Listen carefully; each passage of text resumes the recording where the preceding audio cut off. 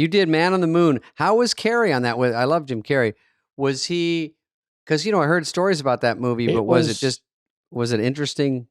Have you guys ever done anything with somebody who's doing that sort of like I'm in the character all the time thing?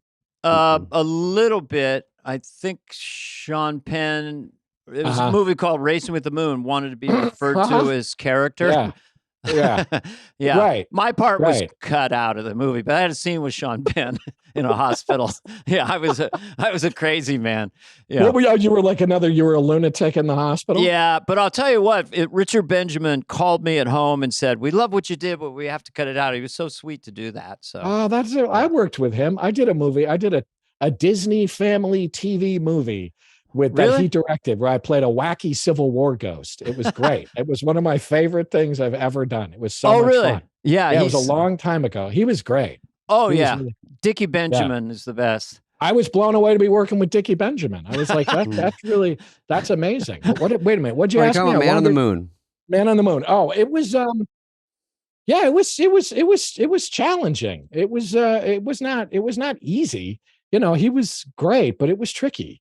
Because it was sometimes hard to just kind of fit yourself around what he was doing, being in the thing all the time. And it was tricky. It was amazing. And they made a documentary because he filmed all this stuff off camera. And it was like, what was going on off camera was more insane than the actual movie. And I think the idea was to make some kind of movie out of that, which eventually he made this documentary about it. But it was like, so it's Jim Carrey playing Andy Kaufman, who's playing Tony Clifton? Tony Clifton, yeah. So it was like, he was whenever he was Tony Clifton, it was particularly mayhem off the set because he was just fucking, he was. So you yell cut, and he's still in character, and the character of Tony Clifton is loud, obnoxious, belligerent fucking asshole who's just lunatic. Yeah, what's your fucking problem? So he was browbeating. It was great.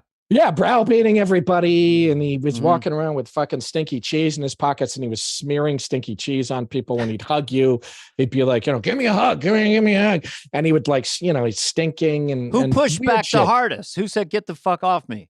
I don't know that anybody did. That was the thing, is that it was such a fucking weird assault that I think people you were so kind of stunned, deer in the headlights, that you couldn't really tell him to fuck off. We're just like, okay, I'll give you a hug. Nobody really told him to fuck off because it was just sort of, it just occupied the whole fucking room whenever he was doing it, especially that character. And then sometimes he's Andy Kaufman, who, if people don't know, is just sort of quiet, more demure, right? Yeah, that was a more manageable thing when he did that. Yeah, it was interesting. I mean, it was fun. It was challenging, but it was got talked about. Yeah, for sure. It did.